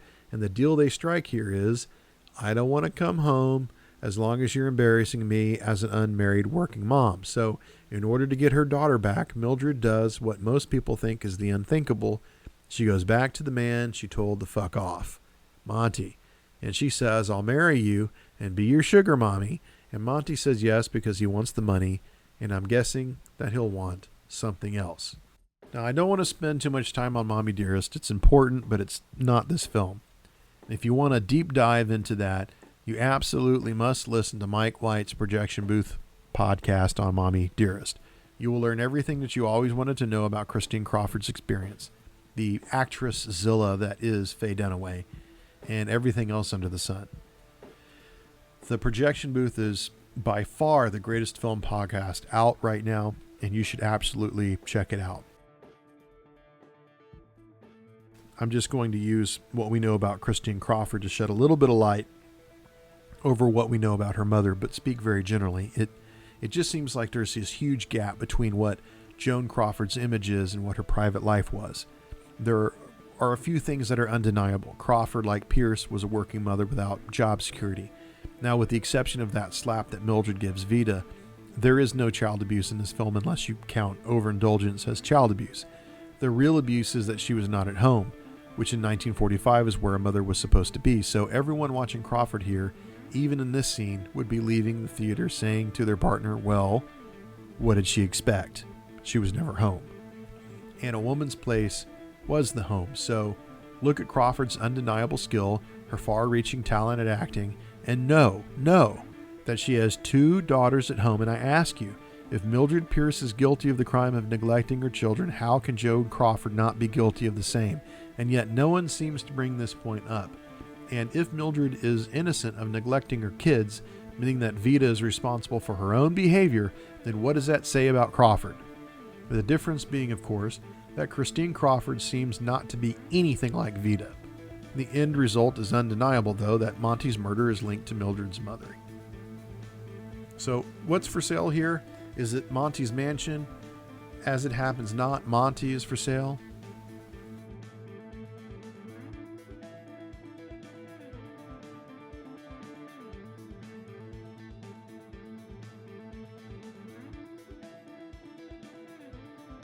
The 10 years leading up to Mildred Pearce showcased this genre, the woman's film, and it was pretty much the curtain call for those films. Those films were rich, and the melodrama made it exciting. Women's film were supposed to be what they were. They were called weepies. You wanted to cry in them. They were written and marketed to women. How did the feds know which theater John Dillinger was going to when they went out to go shoot him dead? Well, they knew that he wasn't going to be seeing the melodrama, right? They went to the action movie. So this is proto-soap opera stuff, with the music to match. Joan Crawford is probably the biggest star of the style, but Bette Davis was very close behind her. And then there was Katharine Hepburn and the other women's films. They all replicate what Mildred is and what she does. Bette Davis died of a brain tumor in Dark Victory, for instance. She made an art out of suffering. In Now Voyager, she stays virginal, pining for a man pretty much her whole life. Melodrama, remember, is the exaggeration of dramatic material. It's the loud violins that play when Mildred is standing at the pier thinking of killing herself. The thing about the Weepies, though, and about Mildred Pearce, is that they admit the despair of women's life. It admits the emptiness they feel and the sadness, and they seem to at least recognize the injustice of the sacrifice out of their lives that they make, that all women make. And you grab a tissue and you wipe the tear, and that's why they call it a weepy. So it's not like people didn't know a woman's life sucked. They knew. They just saw it as the way things were supposed to be. So when you see Mildred, in effect, either selling herself off to her daughter or buying Monty for her daughter as a cash exchange, that's what's going on here. And that makes everybody uncomfortable. Money is changing hands. They actually celebrate with a drink. She actually says, sold, 1 Berrigan. And that's how she becomes Mildred Berrigan. Now, the 10 years after Mildred Pearce is pretty damning. Women become very unhappy, and as a result, they become more brutalized. They're unhappy about their domestic situations, and you'll see them act out due to that situation. The movies reflect this. Double Indemnity, 1944. Clash by Night, 1952. Queen Bee, 1955. All About Eve, 1950. Payment on Demand, 1951. The Lady from Shanghai, 1948. These films were where the female role was going. The birth of the femme fatale, right? The fatal woman. And in the melodrama, or the evolution of what was to be the melodrama in the 40s and 50s, you'll see very on-the-nose portrayals. Joan Crawford played a series of women that go mad, but so does Olivia de Havilland, or Joan Caulfield, or Ingrid Bergman, or Barbara Stanwyck, right? Sunset Boulevard. Either they are passive like Mildred, some would say too passive, and I mean as a parent, or they are the subtle villain, right? Ava Gardner, Rita Hayworth, Lana Turner, Jane Russell, all played singers or actresses or prostitutes, and the out and out sluts like Doris Day, Marilyn Monroe, Elizabeth Taylor. Love Me or Leave Me, 1955. The Man Who Knew Too Much, 1956. Pillow Talk, 1959. Lover Come Back, 1962. All of them pretty much cave into the ideas that you see in Mildred Pearce, businesswoman and Berrigan wed. If there ever was a sinister image, this is it. Lottie moves into the mansion because Monty can't afford a maid or a manservant anymore. You're instantly hit with grandeur, but it's only going to last for about 14 more minutes. So let's wrap up Mommie, Dearest. There's tons of reviews about Dunaway's performance, Faye Dunaway, who played Joan Crawford, and some of them are good and some of them are bad, and I don't care to go through all of them other than to say that she was over the top because she was directed to go over the top. And many people talk about megalomania and how Crawford had it and Dunaway had it, and that's about it. I think they're missing the point, but whatever. There are some reviewers who said that it was strange that Mommie Dearest didn't have a lot of Crawford's professional life in it because they could imagine if you were a working mother who worked for Louis B. Mayer, it would be reasonable to assume that it would have an effect on your personal life. And there's a lot to unpack there. And there's a lot to unpack there. Crawford ran through 4 husbands. She had a drinking problem. Obviously, there was something going on in her life that she found hard to control. It appears that whatever was imperfect in her life, she took it out on her kids. And I don't think that any of that has to do with her being a working mother. My mother was a single mom, and she didn't beat the shit out of me at 2 o'clock in the morning. Crawford did seem to treat her kids as props on a stage, kind of like the Wests do today. So in some way, things haven't changed. McCall's magazine goes over this. They had an interview with Crawford where she talked about how she left MGM when the industry was changing and there was this paternalistic attitude on the studio and she was getting older and she hated it. But how is that different from anyone else? Well, you're most likely not going to get replaced by Betty Grable or Lana Turner or Judy Garland. But Hollywood is like that. Hollywood moves on. There's a limited performance window, especially for women. It'll be interesting to see if Jennifer Lawrence makes it into her 30s. Crawford even says in the McCall's interview that she wished that she had a real private life. But wasn't that up to her? This is the woman who invited a press corps into her bedroom when she received the Oscar for Mildred Pearce. So things get dark in the last few scenes, and the minute Bert shows up, there's light all over the place. But don't worry, the minute the father figure leaves, the dark comes right back in the shot. What could she be looking at with such glee through that window, I wonder? Could it be Vita? And oh, look, Vita is dressed just like her mother. So it really doesn't matter who Crawford was or what her upbringing was or what she had to put up with. There's no excuse for the way that she treated her kids. Full stop. Yes, there was sexism. Yes, there were actresses like Frances Farmer who were just treated horribly. And yes, females get a shit sandwich in that industry. And it's not fair to say, well, that's Hollywood and move on. We have to say that Crawford had no right to treat her kids that way. And in the same breath, we should say that Vita was not Mildred's fault. And Crawford was nothing like Mildred. And even though they share some attributes like work ethic and so forth, it's just too different. And there are clearly sexist reviews at the time. The New Yorker explicitly says that Crawford is not as frantic in appearance as she used to be. Well, what the hell is that supposed to mean? And then you look at reviews now, and it's more aligned. Roger Ebert does not have a review of Mildred Pearce, but he has one of Mommie, Dearest, which starts with, why would anyone want to watch this movie? You can fill in the blanks from there.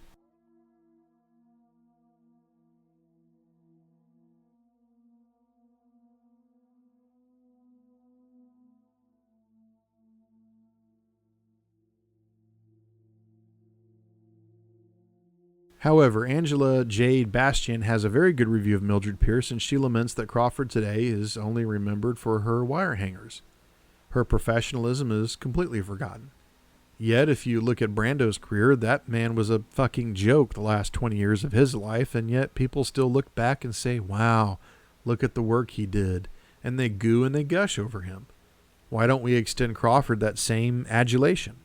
Brando was just as much of a fuck up in his personal life as Crawford was, so I think Bastian is onto something there. Just a little bit of sexism, to be sure.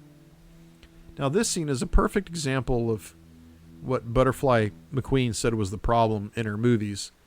You know, she's treated like an idiot and so forth. She wasn't an idiot. She was an amazingly beautiful actress who was able to hit notes and do what she was told, and that's called professionalism. So,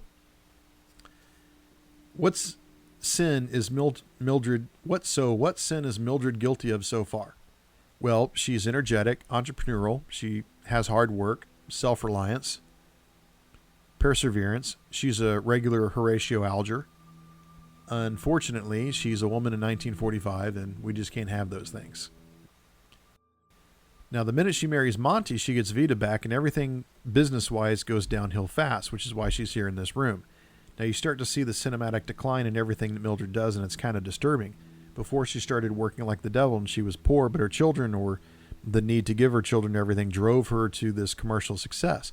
But now that Mildred has everything that she's ever worked for, where are all those fine things? Well, they're all going to Vita.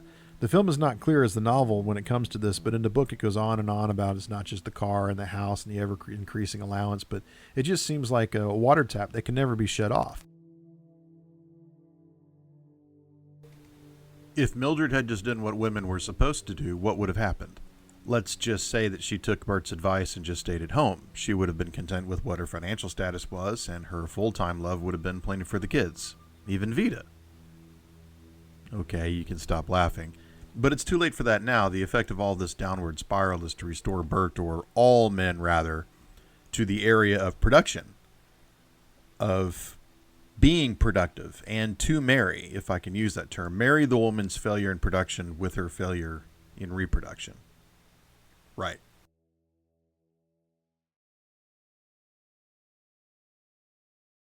Mildred is a failure in business because she is a failure at being a parent. The only success she can have is to be a parent, and she doesn't even want that. If she wanted it, she would have stayed home. So there's this very little watched film with Gillian Anderson and Eric Stoltz called The House of Mirth. It's a little weird.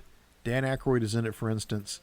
It takes place around 1900, and Anderson plays this woman who has a very uncomfortable life, but she chooses love over arrangement when it comes to marriage, and the result is that she completely screws up her life. Slowly over the course of the movie, she increasingly makes bad decisions and drops from this very privileged station in her life to basically being a seamstress. The lowest of the low for a woman, basically one step above a prostitute. And it's because she won't let someone choose her husband. You won't watch it more than once, but you should give it the once over, I'm sure. And there's the gun.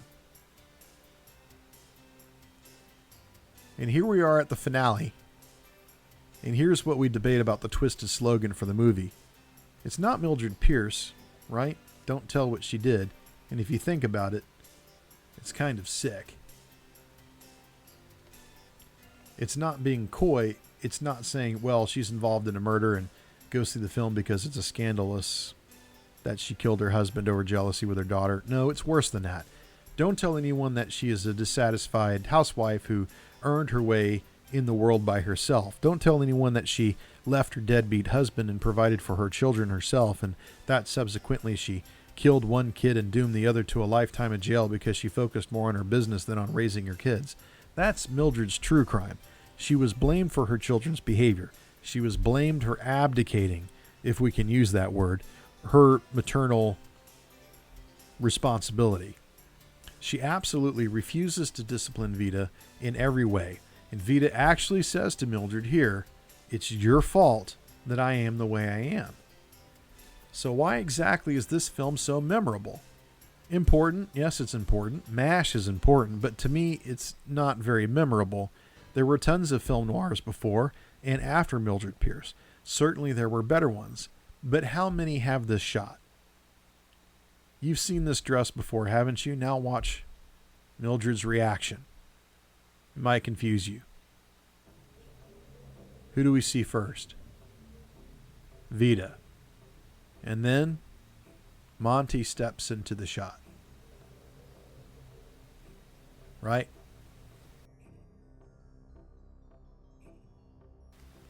And here's where things just go cuckoo for Cocoa Puffs. Pause for effect.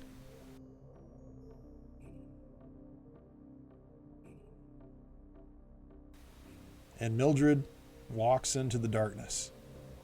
And look at how worried Monty is, but how defiant Vita is.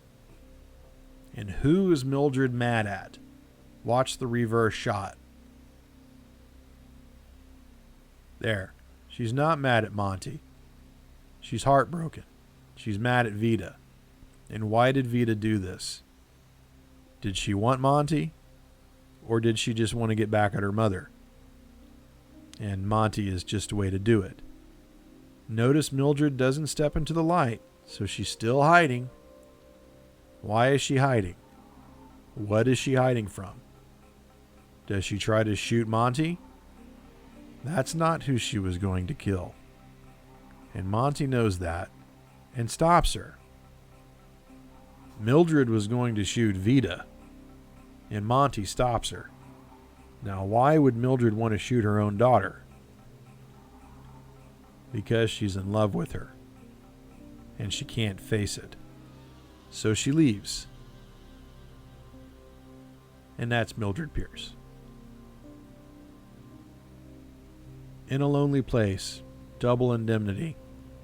Maybe it's the bleak ending that really stands apart.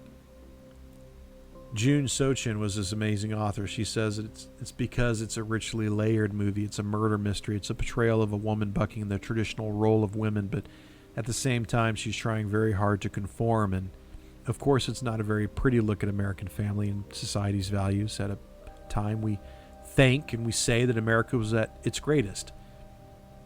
The victor over fascism. But if Mildred Pearce hadn't been so gritty or such a fool for her daughter, if Mildred Pearce hadn't cheated on her husband with another man, if Mildred had just swallowed her pride and helped her husband in his hour of need instead of chastising him, if she had cared to listen to her husband's advice, then everything would have been cookie-cutter fine, right as rain. It shows the absolute corrupting influence of American values. To want more, to want to be more, and how it can destroy you and your family in the end if you're a woman. It's your fault I am the way I am.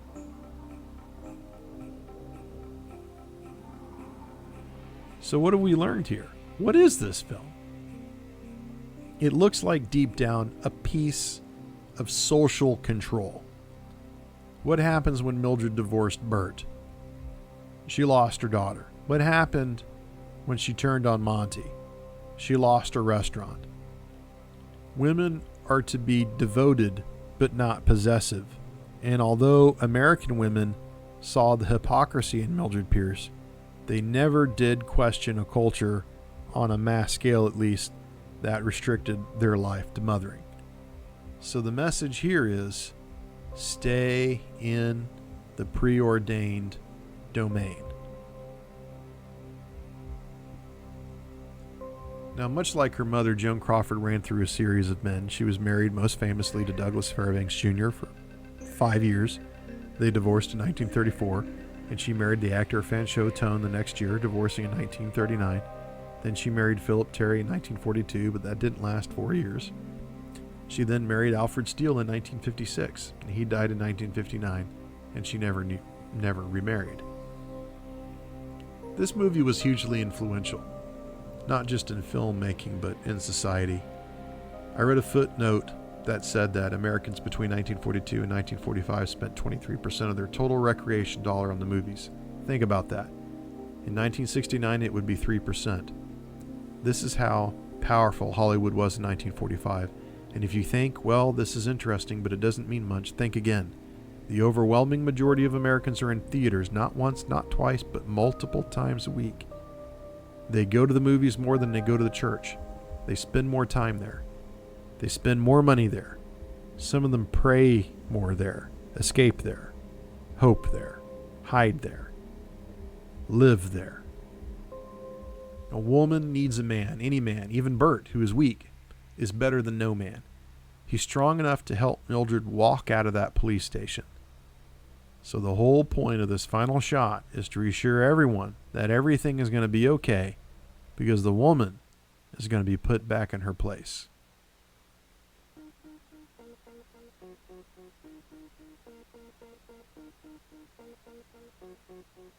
Thanks for hanging out with me while we watched Mildred Pearce. I hope you found this interesting, whether you watched the commentary on in your home or just listened in your car. The Super 70 podcast is brought to you by Dylan Davis. That's me. You can find me, my podcast, my books, and my blog at www.thatdylandavis.com. The Super 70 podcast is available on SoundCloud, iTunes, and Google Play. All music on this podcast was written and recorded by Rosalind McPhail and Joshua Cunningham. You can reach them both on SoundCloud.com. If you're offended by the interpretation of this film, please let me know by sending me an email at thatdylandavis@gmail.com. If you liked the podcast, please express this on iTunes or SoundCloud by leaving a rating and a review. You can also find me on Twitter at thatdylandavis and find my books on Amazon.com. This is Dylan Davis, and we'll meet next time in the lovely town of Santa Mira.